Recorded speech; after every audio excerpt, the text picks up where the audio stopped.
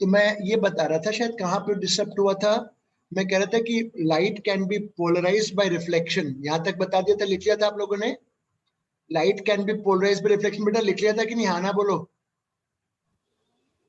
अरे कुछ बोलो यस तो। सर, यस सर, लिख लिया था। और फिर मैंने कहा था the degree of polarisation, the degree of polarisation will depend on angle of incidence. ये लिख लिया था क्या, कि कितना Yes, रे sir. पोलराइज हो रहा है वो डिपेंड करेगा एंगल ऑफ इंसिडेंस पे। लिख लिया था क्या ये? Yes sir. और फिर मैंने कहा था if angle of incidence is 0 degree और if angle of incidence is 90 degree, then no polarisation in reflection, तब कुछ भी पोलराइज नहीं होगा। जैसे लाइट आ रही है, जो वेक्टर्स आ रहे हैं वैसे के वैसे चले जाएंगे। No polarisation in reflection. Is this clear बेटा? यहां तक हो गया था? तो ये इसमें दिखा दो, Yes, sir. इस एंगल, इन एंगल्स पर कोई पोलराइजेशन नहीं होगा।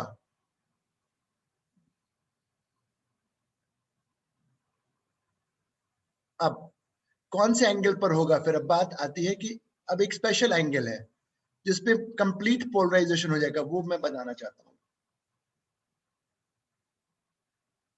सर वो डायग्राम नहीं बनाया था। हाँ बनाओ बनाओ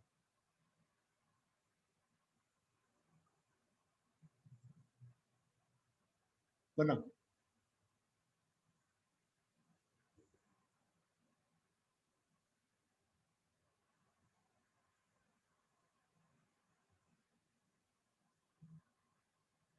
बना लिया? Yes sir. अब मैं इसको पहले क्लियर करूंगा और बताऊंगा किस एंगल पर पोलराइजेशन हो रहा है।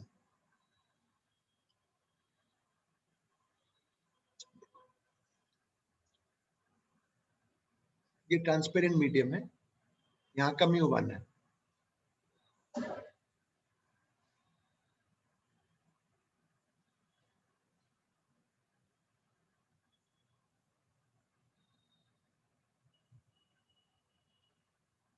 रिफ्लेक्टेड लाइट जिस कंडीशन में, ऐसी कंडीशन एक आएगी जब ये एंगल 90 डिग्री हो जाएगा, रिफ्रैक्ट जिस कंडीशन में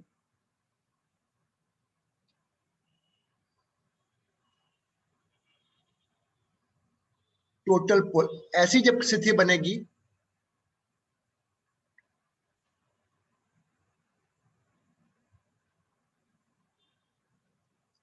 अब मैं यहाँ पे वेक्टर्स दिखा रहा हूं तुम्हें इलेक्ट्रिक फील्ड के, ऐसे हो सकते हैं, ट्रांसफर्स होने हैं या फिर अंदर की तरफ। यहाँ देखो ये लाइट आ रही, सॉरी देखो ये लाइट आ रही है, हाँ आ रही है। ये फिंगर्स को देखो, ये सारे मेरे वेक्टर्स हैं इलेक्ट्रिक फील्ड के, ये सारे इलेक्ट्रिक फील्ड के वेक्टर्स हैं, ठीक है। तो जब इस केस में केवल ये वाला वेक्टर रह जाएगा perpendicular to the plane of incidence वाला रह जाएगा। और अब देखो इसमें, देखो यहाँ देखो, ये वेक्टर्स इलेक्ट्रिक फील्ड के अलग अलग, जैसे ये लाइट आ रही है, ये पेन मेरी लाइट की डायरेक्शन है, ये इलेक्ट्रिक फील्ड के सारे वेक्टर्स हैं इस ऐसे में, ये सारे वेक्टर्स है फिंगर्स। तो केवल ये वाले वेक्टर्स रह जाएंगे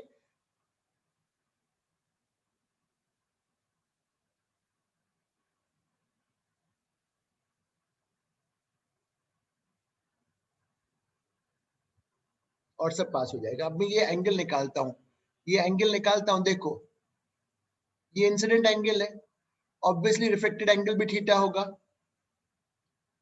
इसको मैंने आर नाम दे दिया। Sine of incident angle upon sine of angle of refraction is mu by 1। अब यहां देखो, theta plus 90 plus R equal to 180।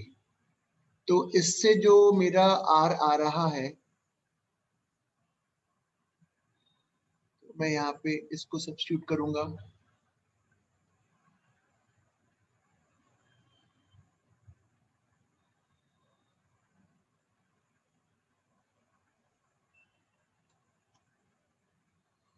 इससे जो थीटा एंगल निकल आया जिस पर कंप्लीट पोलराइजेशन हो जाएगा, this angle is called Brewster's angle. Diagram बनाओ, डायग्राम बनाओ, फिर मैं लिखवाता हूँ। मेक द डायग्राम प्लीज, फिर एक्सप्लेन भी करूंगा।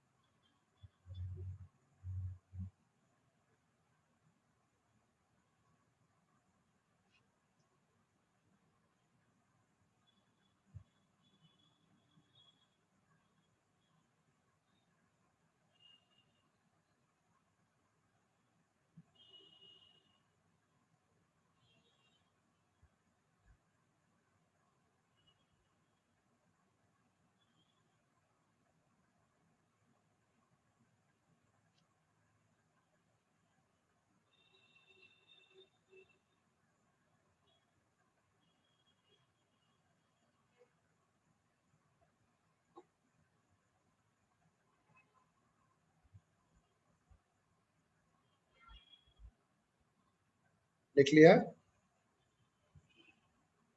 सर स्क्रॉल कर दीजिए।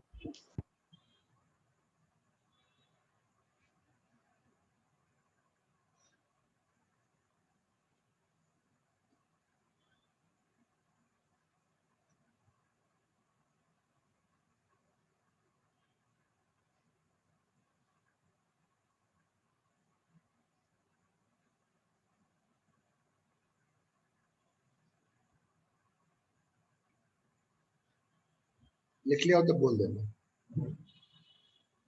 यस सर, लिख लिया।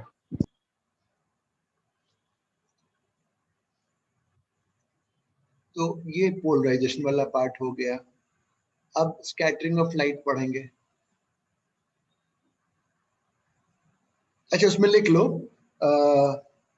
एट दिस एंगल थीटा, ताकि वो याद रहे। एट दिस एंगल थीटा जो भी निकाला, at this angle theta only the electric field vectors,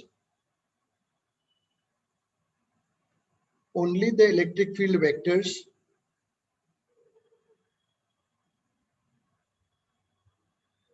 perpendicular to the plane of incidence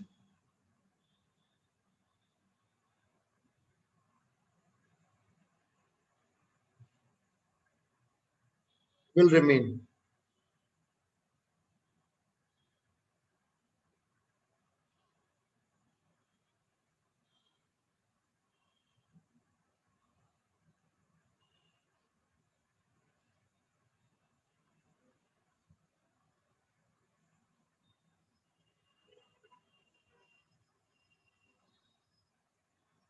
ठीक है,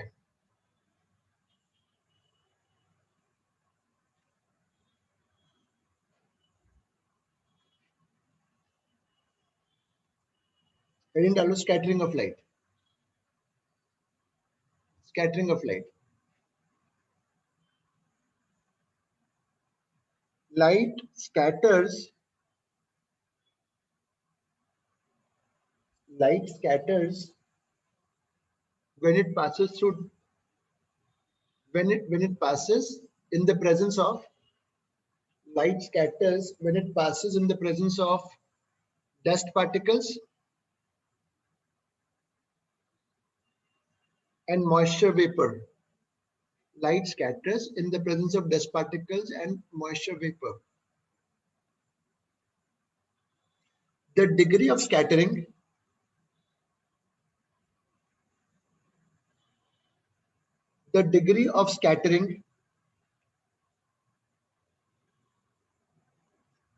depends on wavelength. कितना scatter हुआ depends on wavelength. कुछ इस तरीके से.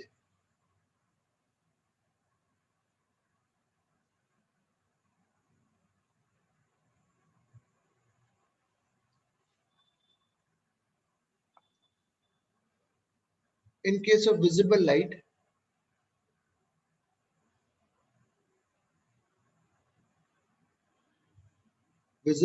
में जो है आपका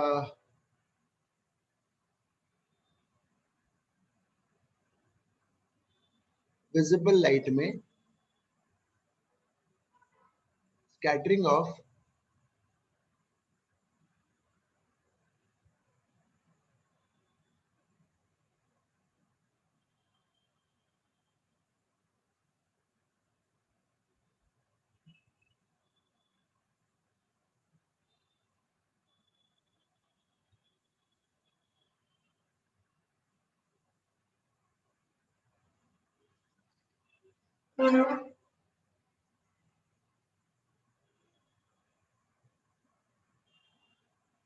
क्योंकि वायलेट की वेवलेंथ सबसे कम है. अब इसमें सबसे पहले 3-4 पॉइंट्स लिखेंगे.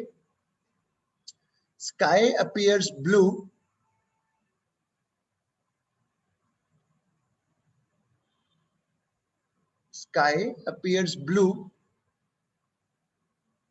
because of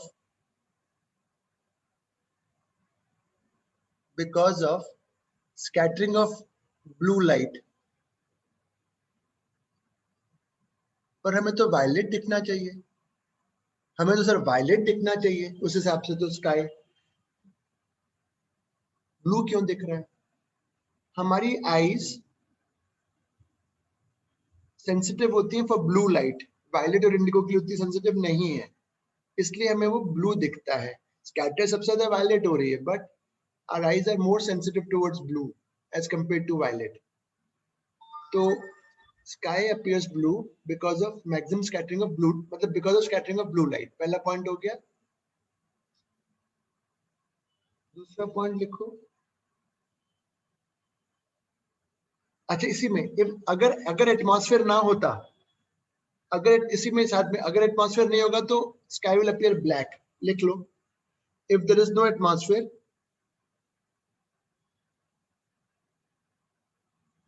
sky will appear black.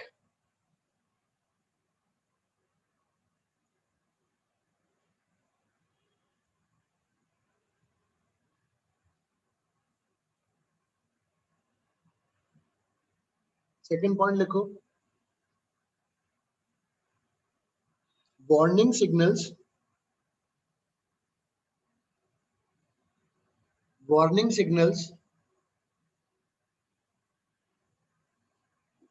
are of red wavelength.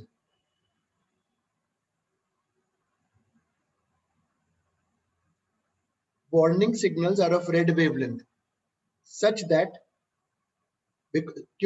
because red will travel the maximum distance.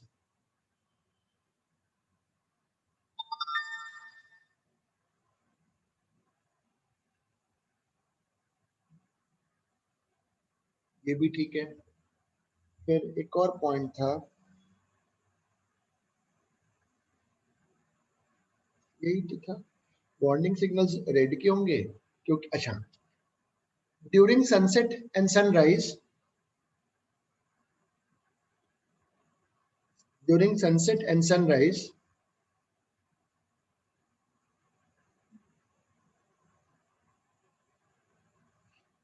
the sun appears reddish. जब आप सनसेट सनराइज के समय पे सन को देखते हो, सन appears reddish.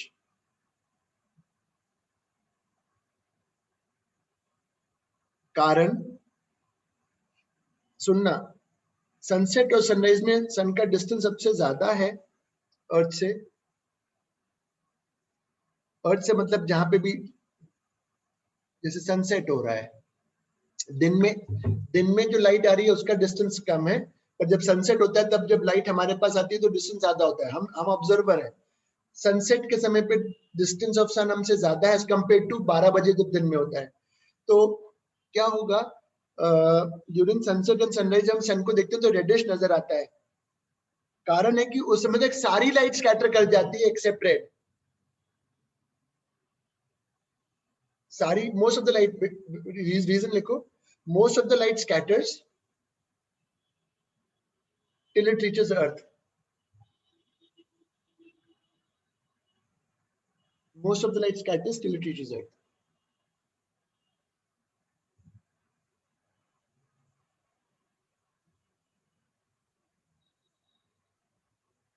ठीक है, ये हो गया। एक डॉपलर इफेक्ट क्या है तो वो मैं कभी बाद में कराऊंगा। डॉपलर इफेक्ट, ये मेरे को एक सवाल करा, डॉपलर इफेक्ट है क्या सिलेबस में, एक बार देखना पड़ेगा। आज मैंने उसका डॉपलर इफेक्ट करवा दूंगा मैं। कुछ पीछे का छूटा था क्या मेरा एक्सरेज में भी? हाँ, एक्सरे में एक चीज छूट गई। हाँ सर, वो क्या है, स्पेक्ट्रम में थोड़ा सा था। वो मैंने एक्सरे में, इसको तो मैं पहले बंद कर लूं।